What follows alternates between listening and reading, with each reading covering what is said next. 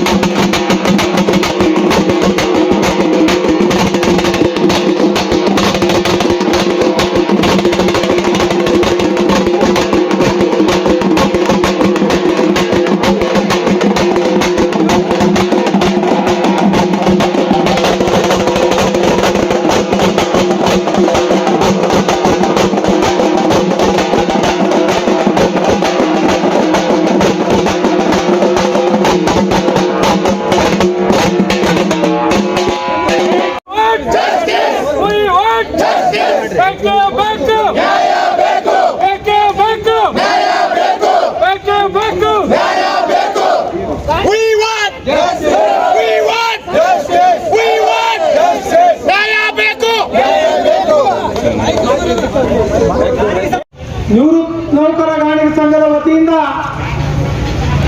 ಘನತೆ ಹೊತ್ತ ಕರ್ನಾಟಕ ಸರ್ಕಾರದ ರಾಜ್ಯಪಾಲರಲ್ಲಿ, ಕರ್ನಾಟಕ ಸರ್ಕಾರದ ಗೌರವಾನ್ವಿತ ಮುಖ್ಯಮಂತ್ರಿಗಳಲ್ಲಿ, ಕರ್ನಾಟಕ ಸರ್ಕಾರದ ಗೌರವಾನ್ವಿತ ಉಪಮುಖ್ಯಮಂತ್ರಿಗಳಲ್ಲಿ ಹಾಗೂ ಸಚಿವ ಸಂಪುಟದ ಎಲ್ಲ ಸಹೋದ್ಯೋಗಿಗಳಲ್ಲಿ ಪರಮ ಪೂಜ್ಯ ಸಮಾಜದ ಗುರುಗಳು ಹಿರಿಯರಾದ ಸಿದ್ದಾರೂಢ ಪರಂಪರೆಯಲ್ಲಿ ಆಗಮಿಸಿರುವ ಚಳಿಕೇಶ್ವರ ಮಠದ ಪರಮ ಪೂಜ್ಯ ಶಂಕರಾನಂದ ಅಪ್ಪ ಅವರ ನೇತೃತ್ವದಲ್ಲಿ ನಾವೆಲ್ಲರೂ ಇಂದು ಈ ಮಹನೀಯರಲ್ಲಿ ಮನವಿ ಮಾಡಿಕೊಳ್ಳೋದೇನೆಂದರೆ, ಇತ್ತೀಚೆಗೆ ರಾಜ್ಯದ ಶಾಶ್ವತ ಹಿಂದುಳಿದ ಆಯೋಗದ ಅಧ್ಯಕ್ಷರಾದ ಜಯಪ್ರಕಾಶ್ ಹೆಗಡೆ ಅವರು ಕರ್ನಾಟಕ ರಾಜ್ಯ ಜನಸಂಖ್ಯೆಯ ಜಾತಿ ವರದಿಯನ್ನು ಸರ್ಕಾರಕ್ಕೆ ಸಲ್ಲಿಸಿದ್ದಾರೆ. ಅದರ ಒಂದು ಕುರುವನ್ನು ಹತ್ಕೊಂಡು ನಾವೆಲ್ಲ ನಾಳೆ ದಿವಸ ಒಂದು ಸಚಿವ ಸಂಪುಟದ ಸಭೆಯಲ್ಲಿ ಅದನ್ನ ಅಂಗೀಕಾರ ಮಾಡಬಹುದು ಅಂತ ತಿಳ್ಕೊಂಡು ಇವತ್ತು ಈ ಗಣ್ಯರಲ್ಲಿ ಮನವಿ ಮಾಡ್ಕೊಳ್ಳೋದೇನೆಂದ್ರೆ, ಆ ಒಂದು ವರದಿಯಲ್ಲಿ ಕರ್ನಾಟಕ ರಾಜ್ಯದ 7 ಕೋಟಿ ಜನಸಂಖ್ಯೆಯಲ್ಲಿ ಗಾಣಿಗರು ಕೇವಲ 6,80,000 ಗಾಣಿಗರಾಗಿದ್ದಾರೆ. 23,000 ಲಿಂಗಾಯತ ಗಾಣಿಗರು ಅಂತ ಹೇಳಿ ಏನೋ ಕೊಟ್ಟಿದ್ದಾರೆ. ಅದು ಸತ್ಯಕ್ಕೆ ದೂರವಾದಂತ ವಿಷಯ. ಏಕೆಂದ್ರೆ ನಾನು ಅಖಿಲ ಭಾರತ ಗಾಣಿಗ ಸಂಘದ ಕಾರ್ಯಾಧ್ಯಕ್ಷನಾಗಿ ರಾಜ್ಯದ ಎಲ್ಲ ಜಿಲ್ಲೆಗಳ ಪ್ರವಾಸವನ್ನು ಮಾಡಿ ರಾಜ್ಯದಲ್ಲಿ ಅನೇಕ ಒಳಜಾತಿಗಳಿದ್ದಾವೆ, ಒಳಪಂಗಡಗಳಿದ್ದಾವೆ. ನಾವೆಲ್ಲರೂ ಸೇರಿದೆ ಸುಮಾರು 30ರಿಂದ 35 ಲಕ್ಷ ಜನಸಂಖ್ಯೆ ಈ ರಾಜ್ಯದಲ್ಲಿ ಖಂಡಿತವಾಗಿ ಇದ್ದಾವೆ ಅಂತಕ್ಕಂಥ ಮನವರಿಕೆ ನಮ್ಮ ಸಮಾಜಕ್ಕಿದೆ. ಯಾಕೆ ಈ ಮಾತನ್ನು ಹೇಳ್ತಿದ್ದೀನಿ ಅಂತಂದ್ರೆ, ಈ ರಾಜ್ಯದಲ್ಲಿ ವಿಶೇಷವಾಗಿ ಉತ್ತರ ಕರ್ನಾಟಕದಲ್ಲಿ ನಾವು ಕರಿಕುಲ ಗಾಣಿಗರಾಗಿರ್ಬೋದು, ಸಜ್ಜರ ಗಾಣಿಗರಾಗಿರ್ಬೋದು, ಕಲಸಟ್ಟಿ ಗಾಣಿಗರಾಗಿರ್ಬೋದು, ಪಂಚಮ ಗಾಣಿಗರಾಗಿರ್ಬೋದು, ತೇಲಿ ಗಾಣಿಗರಾಗಿರ್ಬೋದು, ಮೈಸೂರು ಭಾಗದಲ್ಲಿ ಜ್ಯೋತಿಪಣ ಗಾಣಿಗ, ಶಿವಜ್ಯೋತಿಪಣ ಗಾಣಿಗ, ನಗರ ವೈಶ್ಯ ಜ್ಯೋತಿಪಣ ಗಾಣಿಗ, ಕರಾವಳಿ ಭಾಗದಲ್ಲಿ ಶೆಟ್ಟಿ ಗಾಣಿಗ, ದೇವ ಗಾಣಿಗ, ಅನೇಕ ಇತ್ಯಾದಿ 13 ಒಳಪಂಗಡಗಳಿದ್ದಾವೆ. ಆದ್ರೆ ನಮ್ಮ ಮೂಲ ಉದ್ದೇಶ, ನಮ್ಮೆಲ್ಲರ ಮೂಲ ವೃತ್ತಿ ಈ ದೇಶಕ್ಕೆ ವಿದ್ಯುತ್ ಬರೋದಕ್ಕಿಂತ ಮುಂಚೆ ನಾವೆಲ್ಲರೂ ನಮ್ಮ ಮನೆಯಲ್ಲಿ ಗಾಣವನ್ನು ತಿರುವಿ ಎಣ್ಣೆಯಲ್ಲಿ ಉತ್ಪಾದನೆ ಮಾಡಿ ಸಮಾಜದಲ್ಲಿರ್ತಕ್ಕಂಥ ಎಲ್ಲ ಸಮಾಜಗಳ ಮನೆಯಲ್ಲಿ ದೀಪ ಬೆಳಗಿಸ್ತಕ್ಕಂಥ ಕೆಲಸ ಈ ಗಾಣಿಗ ಸಮಾಜ ಮಾಡಿದೆ. ಇವತ್ತು ಇಂಥ ಗಾಣಿಗರಿಗೆ ದೀಪದ ಕೆಳಗೆ ಕತ್ತಲ ಇರುವ ಹಾಗೆ ನಮಗೆ ಸರ್ಕಾರದ ಸೌಲಭ್ಯಗಳು ದೊರಕ್ತಾ ಇಲ್ಲ. ಇವತ್ತು ಕೇವಲ 6,80,000 ಗಾಣಿಗರು, 23,000 ಲಿಂಗಾಯತ ಗಾಣಿಗರಂದ್ರೆ ಕೇವಲ 7 ಲಕ್ಷ ಜನಸಂಖ್ಯೆ ಅಂತ ತೋರಿಸ್ತಾ ಇದ್ದೀರಿ. ನಮಗೆ ನಾನು ಬಹಳಷ್ಟು ಸಲ ಸನ್ಮಾನ್ಯ ಸಿದ್ದರಾಮಯ್ಯ ಸಾಹೇಬರಿಗೆ ಕೇಳ್ಕೊಂಡಾಗ, ಇಲ್ಲ ನೋಡಿ, ನೀವು ಉತ್ತರ ಕರ್ನಾಟಕದಲ್ಲಿ ಇರ್ತಕ್ಕಂಥ 14-15 ಜಿಲ್ಲೆಯಲ್ಲಿ ಲಿಂಗಾಯತ ಗಾಣಿಗರಿದ್ದೀರಿ, ಈ ಭಾಗದಲ್ಲಿ ನಿಜವಾದ ಗಾಣಿಗರು ಇವರೆಲ್ಲ ಮಾಂಸಾಹಾರಿಗಳು, ನೀವೆಲ್ಲ ಶಾಕಾಹಾರಿಗಳು ಅಂತಕ್ಕಂಥ ಮಾತನ್ನು ನಾವು ಚರ್ಚೆ ಕೂತಾಗ ಮಾತಾಡಿದ್ದೆವು. ಅದನ್ನ ನಾನು ಒಪ್ಕೊಳ್ತೀನಿ. ಪ್ರದೇಶಕ್ಕೆ ಅನುಗುಣವಾಗಿ ನಮ್ಮ ಆಹಾರ ಪದ್ಧತಿಯಲ್ಲಿ ವಿಭಿನ್ನ ಇರಬಹುದು, ನಮ್ಮ ಆಚರಣೆಯಲ್ಲಿ ವಿಭಿನ್ನ ಇರಬಹುದು, ಆದ್ರೆ ನಮ್ಮ ಮೂಲ ವೃತ್ತಿಯಲ್ಲಿ ನಾವೆಲ್ಲ ಗಾಣಿಗರು, ನಾವೆಲ್ಲ 13 ಪಂಗಡದವರು ಗಾಣಿಗರೇ. ಇವತ್ತು ನೀವು ಉತ್ತರ ಕರ್ನಾಟಕದವರು ಲಿಂಗಾಯತ ಗಾಣಿಗರಂದ್ರೆ, ಇವತ್ತು ನಾನು ಚಿತ್ರದುರ್ಗದಿಂದ ದಾವಣಗೆರೆ ಆಗಿರ್ಬೋದು, ಶಿವಮೊಗ್ಗ ಆಗಿರ್ಬೋದು, ಹಾವೇರಿ ಆಗಿರ್ಬೋದು, ಧಾರವಾಡ ಆಗಿರ್ಬೋದು, ಗದಗ ಆಗಿರ್ಬೋದು, ರಾಯಚೂರು, ಯಾದಗಿರಿ, ಕೊಪ್ಪಳ, ಈ ಎಲ್ಲ ಜಿಲ್ಲೆಗಳಲ್ಲಿ 23,000 ನಾವು ಲಿಂಗಾಯತ ಗಾಣಿಗರಂದ್ರೆ ಇದು ನಿಜವಾಗಿಯೂ ಸತ್ಯಕ್ಕೆ ಅತಿ ದೂರವಾಗಿದೆ. ಇವತ್ತು ನನಗನಿಸ್ತಾ ಇದೆ, ಬಿಜಾಪುರ ಜಿಲ್ಲೆಯಲ್ಲಿಯೇ ಗರಿಷ್ಠ 2 ಲಕ್ಷ ಗಾಣಿಗರಿದ್ದೇವೆ. ಅದೇ ರೀತಿ ಬಾಗಲಕೋಟೆ ಜಿಲ್ಲೆಯಲ್ಲಿಯೂ 2 ಲಕ್ಷ, ಇದೇ ಅವಳಿ ಜಿಲ್ಲೆಯಲ್ಲಿ 4 ಲಕ್ಷ ಜನ ಗಾಣಿಗರಿದ್ದೇವೆ. ಅದೇ ರೀತಿ ಗುಲ್ಬರ್ಗದ ಜೇವರ್ಗಿ ತಾಲೂಕು ಇರ್ಬೋದು, ಅಫಜಲ್ಪುರ ತಾಲೂಕು ಇರ್ಬೋದು, ಕೊಪ್ಪಳ ಜಿಲ್ಲೆ ಇರ್ಬೋದು, ಹಿಂಗೆ ಅನೇಕ, ಯಾದಗಿರಿ, ರಾಯಚೂರು, ಪ್ರತಿಯೊಂದು ಜಿಲ್ಲೆಯಲ್ಲಿ ಬೆಳಗಾಮು ಈ ಗಾಣಿಗ ಸಮಾಜ ಇದೆ.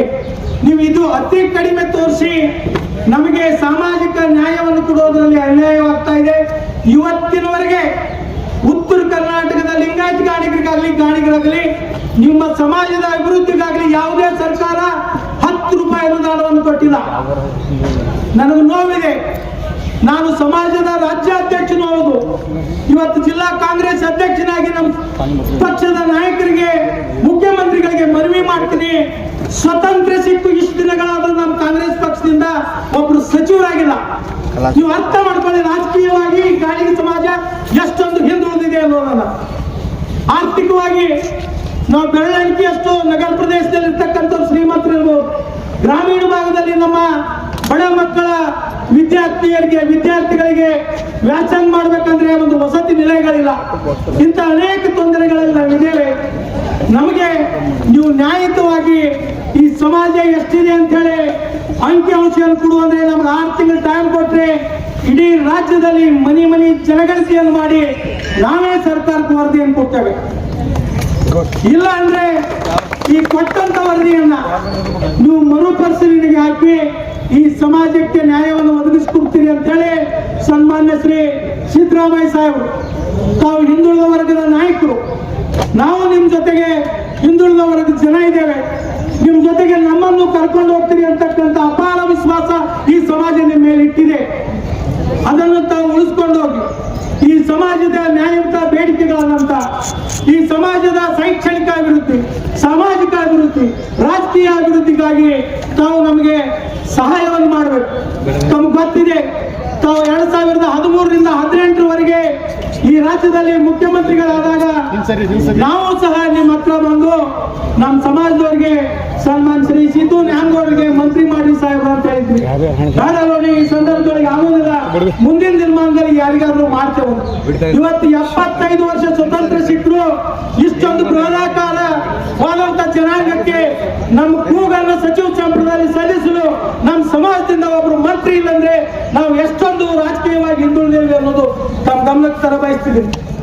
ಮಾನ್ಯ ಮುಖ್ಯಮಂತ್ರಿಗಳು, ಮಾನ್ಯ ಉಪಮುಖ್ಯಮಂತ್ರಿಗಳು, ಸಚಿವ ಸಂಪುಟದ ಎಲ್ಲ ಗೌರವಾನ್ವಿತ ಸಚಿವರು, ನೀವು ನಾಳಿನ ದಿವಸ ಈ ಸಮಾಜಕ್ಕೆ ನ್ಯಾಯವನ್ನು ಕೊಡ್ತಕ್ಕಂಥ ಒಂದು ವಿಷಯಕ್ಕೆ ಸ್ಪಂದಿಸ್ತೀರಿ ಅಂತಕ್ಕಂಥ ವಿಷಯವನ್ನು ಇಟ್ಕೊಂಡು ಇವತ್ತು ಮಾನ್ಯ ವಿಜಯಪುರದ ಜಿಲ್ಲಾಧಿಕಾರಿಗಳ ಮುಖಾಂತರ ತಮಗೂ ತಮ್ಮ ಸಚಿವ ಸಂಪುಟದ ಸಹೋದ್ಯೋಗಿಗಳಿಗೂ ಉಪಮುಖ್ಯಮಂತ್ರಿಗಳಿಗೂ ಮುಖ್ಯಮಂತ್ರಿಗಳಿಗೂ ರಾಜ್ಯಪಾಲರಿಗೂ ರಾಷ್ಟ್ರಪತಿಗಳಿಗೂ ಪ್ರಧಾನಮಂತ್ರಿಗಳಿಗೂ ಒಂದು ಬೇಡಿಕೆಯನ್ನು ಕೊಡ್ತಾ ಇದ್ದೇವೆ. ಮಾನ್ಯ ಜಿಲ್ಲಾಧಿಕಾರಿಗಳಾಗಿ ಪರವಾಗಿ ಆಗಮಿಸಿದಂತ ಗೌರವಾನ್ವಿತ ಅಧಿಕಾರಿಗಳು ಈ ನಮ್ಮ ಬೇಡಿಕೆಯನ್ನ ತ್ವರಿತವಾಗಿ ಶ್ರೀಯುತ ದೇಸಾಯಿ ಅವರು ಈ ಮನವಿಯನ್ನು ಸ್ವೀಕರಿಸಲಿಕ್ಕೆ ಆಗಮಿಸಿದ್ದಾರೆ. ಅವರಲ್ಲಿ ಮನವಿಯನ್ನು ಮಾಡ್ಕೊಳ್ತೀನಿ. ನಾಳೆ ಸಚಿವ ಸಂಪುಟದ ಸಭೆಯಲ್ಲಿ ನಿರ್ಣಯ ಆಗೋದ್ರಿಂದ ನಾವು ಆತುರದಿಂದ ಇವತ್ತು ಒಂದೇ ಫೋನ್ ಕರೆ ಕೊಟ್ಟಾಗ ಸಾವಿರಾರು ಜನ ನಮ್ಮ ಸಮಾಜದವರು ತಾವಾಗಿಯೇ ಓಡಿ ಬಂದು ಸಮಾಜಕ್ಕೆ ಅನ್ಯಾಯ ಆಗ್ತಿದೆ ಅಂದ್ರೆ ನಾವೆಲ್ಲರೂ ಹೋರಾಟಕ್ಕೆ ಸಜ್ಜಾಗೋಣ ಅಂದ್ರು. ಹೋರಾಟ ನಮ್ಮ ಸರ್ಕಾರದ ವಿರುದ್ಧ ಹೋರಾಟ ಇಲ್ಲ. ಇವತ್ತು ಆಯೋಗ ತಪ್ಪು ಮಾಡಿದೆ, ಅದನ್ನು ಸರ್ಕಾರಕ್ಕೆ ಕೊಟ್ಟಿದ್ದಾರೆ. ಸರ್ಕಾರ ಕೂಲಂಕುಷವಾಗಿ ಪರಿಗಣನೆ ಮಾಡ್ತೇವೆ ಅಂತಕ್ಕಂಥ ಮಾತನ್ನ ಮಾನ್ಯ ಉಪಮುಖ್ಯಮಂತ್ರಿಗಳು, ಮುಖ್ಯಮಂತ್ರಿಗಳ ರಾಜಕೀಯ ಕಾರ್ಯದರ್ಶಿಗಳು ನಿನ್ನೆ ದಿನ ಹೇಳಿದ್ದನ್ನು ನಾವೆಲ್ಲ ಕೇಳಿದ್ದೇವೆ. ನಾವು ಯಾರು ಸರ್ಕಾರದ ವಿರುದ್ಧ ಕೂಗಾಗ್ತಾ ಇಲ್ಲ, ಸರ್ಕಾರಕ್ಕೆ ವಿನಂತಿಯನ್ನು ಮಾಡ್ಕೊಳ್ತಾ ಇದ್ದೇವೆ. ನಮ್ಮ ಈ ಒಂದು ಮನವಿಯನ್ನ ಮನ್ನಿಸಿ ಇದು ಮರುಪರಿಶೀಲನೆ ಮಾಡಬೇಕು. ಮಾಡದೆ ಹೋದರೆ ನಾವು ಪೂಜ್ಯ ಗುರುಗಳ ನೇತೃತ್ವದಲ್ಲಿ ನಮ್ಮ ಸಮಾಜದ ಎಲ್ಲ ಮುಖಂಡರು ಇಡೀ ರಾಜ್ಯ ಪ್ರವಾಸವನ್ನ ಮಾಡಿ ಬೆಂಗಳೂರಿನಲ್ಲಿ ಬೃಹತ್ ಹೋರಾಟ ಮಾಡೋದ್ರ ಮುಖಾಂತರ ನಮ್ಮ ಸಮಾಜಕ್ಕೆ ಅನ್ಯಾಯವಾದದ್ದನ್ನು ಪ್ರತಿಭಟಿಸಬೇಕಾಗ್ತದೆ. ಅಂತ ಒಂದು ದುಸ್ಸಾಹಸಕ್ಕೆ ನಾವು ಹೋಗದ ಹಾಗೆ ತಾವೆಲ್ಲರೂ ಇದೇ ಹಂತದಲ್ಲಿ ನ್ಯಾಯವನ್ನು ಒದಗಿಸಬೇಕು ಅಂತೇಳಿ ಮತ್ತೊಮ್ಮೆ ಮನವಿಯನ್ನು ತಮ್ಮಲ್ಲಿ ಮಾಡಿಕೊಂಡು ಈ ಮಾಧ್ಯಮದ ಎಲ್ಲ ಸ್ನೇಹಿತರಿಗೆ ಈ ಒಂದು ಸಮಾಜಕ್ಕೆ ಆದಂತ ಅನ್ಯಾಯವನ್ನ ತಾವು ಸಾರ್ವಜನಿಕರಿಗೂ ಮತ್ತು ಸರ್ಕಾರದ ಗಮನ ತಂದು ಈ ಸಮಾಜಕ್ಕೆ ನ್ಯಾಯ ಕೊಡಿಸ್ತೀರಿ ಅಂತಕ್ಕಂಥ ಮನವಿಯನ್ನು ಸಹ ನಾ ಎಲ್ಲ ಮಾಧ್ಯಮ ಸ್ನೇಹಿತರಿಗೆ ವಂದನೆಗಳನ್ನು ಸಲ್ಲಿಸಿ ಈ ಮನವಿಯನ್ನ ನಮ್ಮ ಜಿಲ್ಲಾ ಅಧ್ಯಕ್ಷರಾದ ಶ್ರೀಯುತ ಬಿ ಪಾಸೋಡಿ ಸರ್ ಅವರು, ಗೌರವಾಧ್ಯಕ್ಷರಾದ ಶ್ರೀಯುತ BM ಪಾಟೀಲ್ರು, ಪರಮ ಪೂಜ್ಯರು ಈ ಮನವಿಯನ್ನ ಜಿಲ್ಲಾ ಅಧಿಕಾರಿಗಳಾದಂತ ದೇಸಾಯಿ ಅವರಿಗೆ ಸಲ್ಲಿಸಬೇಕಂತ ಅವ್ರಿಗೆ ಕೇಳ್ಕೊಳ್ತಾ ಇದ್ದೇನೆ.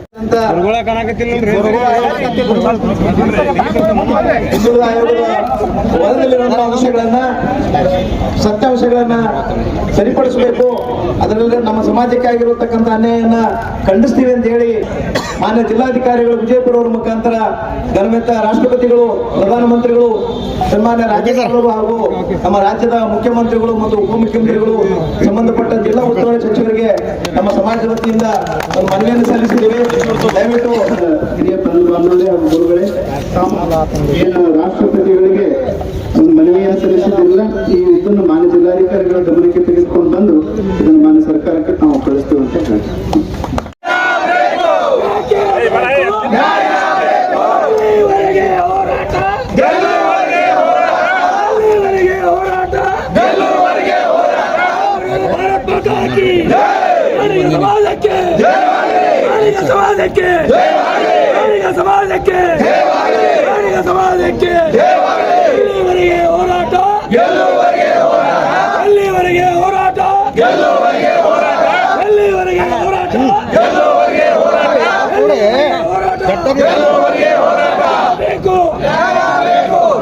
ಬೇಕು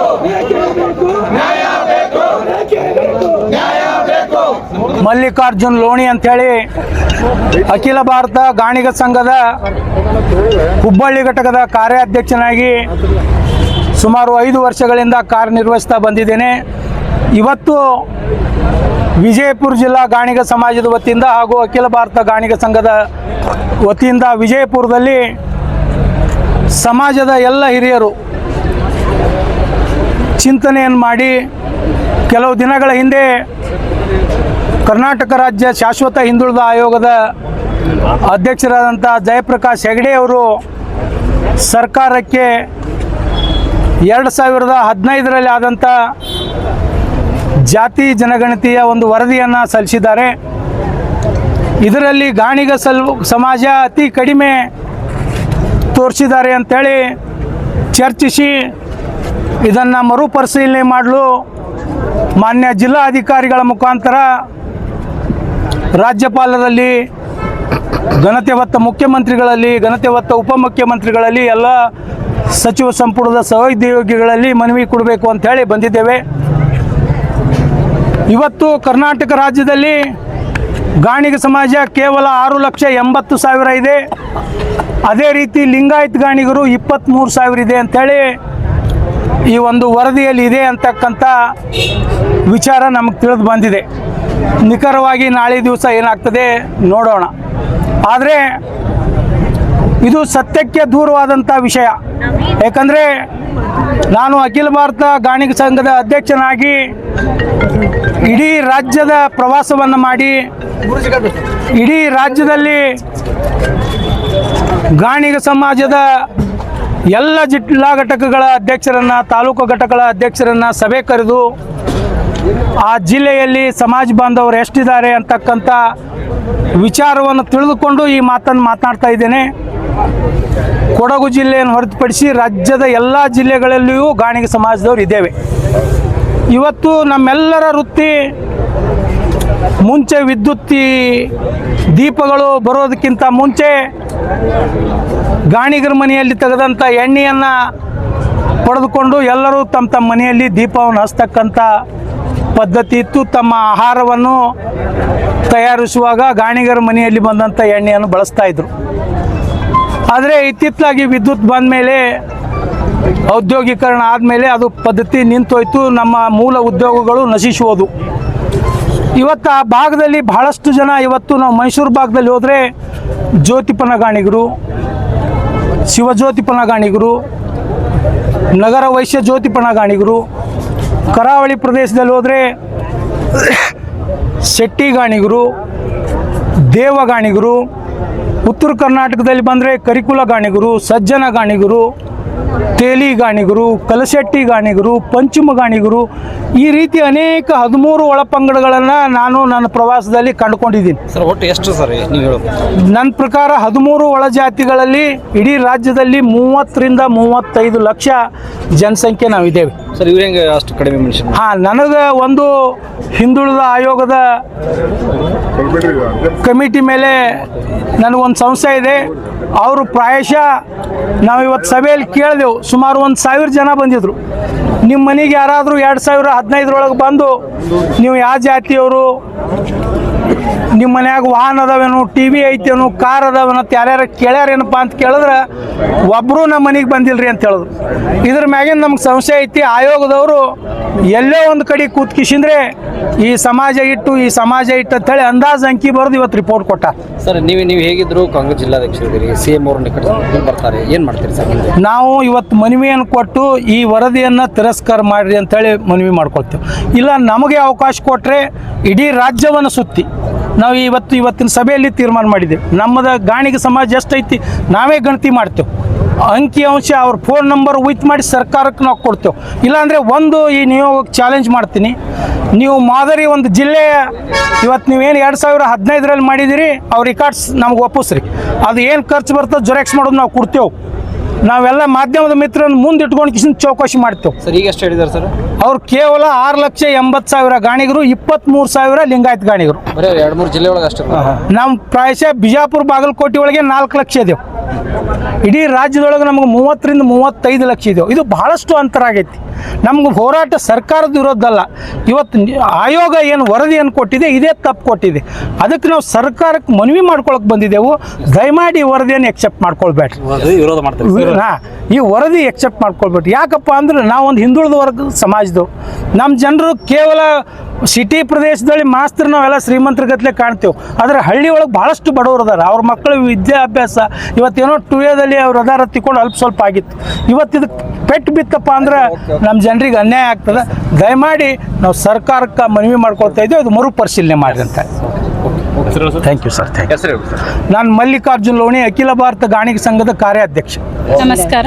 ನಾನು ಜಮಖಂಡಿಯಿಂದ ಗಾಣಿಗ ಮಹಿಳಾ ಯುವ ವೇದಿಕೆ ಅಧ್ಯಕ್ಷರು ರಾಜೇಶ್ವರಿ ನ್ಯಾಮಗೌಡ್ ಅಂತ. ನಮ್ಮ ಈ ಹಿಂದುಳಿದ ಆಯೋಗದವರು ನಮ್ಮ ಜಾತಿ ಗಣತಿದ ಸ್ವಲ್ಪ ಕರೆಕ್ಷನ್ಸ್ ಮಾಡ್ಕೋಬೇಕಿನ್ನು. ನಾವು ಕಡಿಮೆ ಅಂದ್ರೂ 30ರಿಂದ 40 ಲಕ್ಷ ಗಾಣಿಗ ಸಮುದಾಯದವರು ಜನಸಂಖ್ಯೆ ಇದ್ದು ಅವರು ಕೇವಲ 6.84 ಲಕ್ಷದಷ್ಟನ್ನು ನಮಗೆ ತೋರಿಸಿದ್ದಾರೆ. 6,84,000ದಷ್ಟನ್ನು ನಮ್ಮಲ್ಲಿ ಅವರು ಅಧಿಕೃತವಾಗಿ ಸಂಖ್ಯೆಯನ್ನು ತೋರಿಸಿದ್ದಾರೆ. ನಮ್ಮ ಘನ ಸರ್ಕಾರ ಇದನ್ನು ಪರಿಗಣಿಸದೆ ಇನ್ನೊಂದು ಸಾರಿ ಮರು ಗಣತಿಯನ್ನು ಮಾಡಬೇಕಂತ ಹೇಳಿ ನಾವೆಲ್ಲರೂ ಈ ಪ್ರತಿಭಟನೆಯ ಮುಖಾಂತರ ನಮ್ಮ ಗಾಣಿಗ ಸಮಾಜದ ಎಲ್ಲ ಹಿರಿಯರು ಮತ್ತು ಮಹಿಳೆಯರು, ಅಧಿಕಾರಿಗಳು, ಅಧ್ಯಕ್ಷರು, ಉಪಾಧ್ಯಕ್ಷರು ಎಲ್ಲರೂ ಸೇರಿ ನಾವು ಈ ಪ್ರತಿಭಟನೆಯನ್ನು ಇಲ್ಲಿ ಕೈಗೊಂಡಿದ್ದೀವಿ. ದಯಮಾಡಿ ಸರ್ಕಾರ ಇದನ್ನು ಈಗ ಬಂದಂಥ ಗಣತಿಯನ್ನು ಪರಿಗಣಿಸದೆ ಇದನ್ನು ಸ್ಟೇ ಆಗಿ ಇದನ್ನು ಇಲ್ಲಿಗೆ ನಿಲ್ಲಿಸಿ ಇನ್ನೊಂದು ಸಾರಿ ನಮಗೆ ಸಾಧ್ಯವಾದಷ್ಟು ಮಟ್ಟಿಗೆ ಇನ್ನೊಂದು ಸಾರಿ ಮರು ಗಣತಿಯನ್ನು ಮಾಡಬೇಕಂತ ಹೇಳಿ ಈ ಮೂಲಕ ನಾವೆಲ್ಲರೂ ಕೇಳ್ಕೊಳ್ತಾ ಇದ್ವಿ. ಧನ್ಯವಾದಗಳು. ಇವತ್ತಿನ ದಿವಸ ಈ ನಮ್ಮ ಗಾಣಿಗ ಸಮಾಜದವರು ಒಂದು ಪ್ರತಿಭಟನೆ ಮಾಡ್ತಾ ಇದ್ದೀವಿ. ಅದಕ್ಕೆ ಕಾರಣ ಅಂದ್ರೆ ಹಿಂದುಳಿದ ಆಯೋಗದವರು ನಮ್ಮ ಜನಸಂಖ್ಯೆಯನ್ನು ಕಡಿಮೆ ಪ್ರಮಾಣದಲ್ಲಿ ತೋರ್ಸ್ಯಾರ. ಯಾರೇ ಒಂದು ಜನಗಣತಿ ಮಾಡಿಲ್ಲ, ಅದು ಏನು ರೂಪರೇಷೆಗಳನ್ನು ಕೇಳದೆ ಸುಮ್ಮನೆ ಒಂದು ಅಂಕೆ ಸಂಖ್ಯೆಯನ್ನು ಕೊಟ್ಟಿದ್ದಾರಲ್ಲ, ಅದು ತಪ್ಪು. ನಮ್ಮಲ್ಲಿ ಜನಗಣತಿ ಆಗಬೇಕು. ಸರ್ಕಾರದವರು ಇದು ಪರಿಗಣಿಸಬಾರ್ದು. ಇದನ್ನು ಅಲ್ಲಿವರೆಗೆ ಸ್ಟೇ ಇಡಬೇಕು. ಯಾವಾಗ ಜನಸಂಖ್ಯೆ ಗಣತಿ ಆಗ್ತೈತಲ್ಲ ಆವಾಗ ಮಾತ್ರ ಇದನ್ನು ಪ್ರಕಟಣೆ ಮಾಡಬೇಕು. ಯಾಕಂದ್ರೆ ನಾವು ಭಾಳ ಜನ ಇದ್ದೀವಿ ಸಮಾಜದೊಳಗೆ, ಕೋಟಿಗಟ್ಟಲೆ ಇದ್ದೀವಿ. ಅಂಥದ್ರಲ್ಲಿ 1,000 ಸಂಖ್ಯೆಯನ್ನು ತೋರಿಸಿದಲ್ಲ, ಇದು ಅನ್ಯಾಯ ಅಂತ ಹೇಳ್ತೀವಿ. ಈ ಸಮಾಜದವರು ಎಲ್ಲ ರೀತಿಯಿಂದ ನಮ್ಮನ್ನು ದೀಪದ ಬುಡದ ಕತ್ತಲಿನಲ್ಲಿ ಇಟ್ಟಿದ್ದಾರಲ್ಲ, ಅದು ತಪ್ಪು. ನಾವು ಜಗತ್ತಿಗೆ ಬೆಳಕನ್ನು ತೋರಿಸುವಂಥ ಗಾಣಿಗರು ಈ ಅಂಕೆ ಸಂಖ್ಯೆಯನ್ನು ಕೊಟ್ಟಾರಲ್ಲ, ಅದರ ಬಗ್ಗೆ ನಾವು ಪ್ರತಿಭಟನೆ ಮಾಡ್ತಾ ಇದ್ದೀವಿ. ಇದು ಸಮಾಜಕ್ಕೆ ಅನ್ಯಾಯ. ದೊಡ್ಡ ಪ್ರಮಾಣದಲ್ಲಿದ್ದಂಥ ಜನಸಂಖ್ಯೆಯನ್ನು ಒಂದು ಚಿಕ್ಕ ಚುಕ್ಕೆಯಂತೆ ತೋರ್ಸಾರಲ್ಲ, ಇದು ತಪ್ಪಂತ ಹೇಳಲಿಕ್ಕೆ ನಾನು ಇಷ್ಟಪಡ್ತೇನೆ. ನಿರಂತರ ಸುದ್ದಿಗಾಗಿ ನೋಡ್ತಾ ಇರಿ News 11 ಕರ್ನಾಟಕ. ಲೈಕ್ ಮಾಡಿ, ಶೇರ್ ಮಾಡಿ, ಸಬ್ಸ್ಕ್ರೈಬ್ ಮಾಡಿ.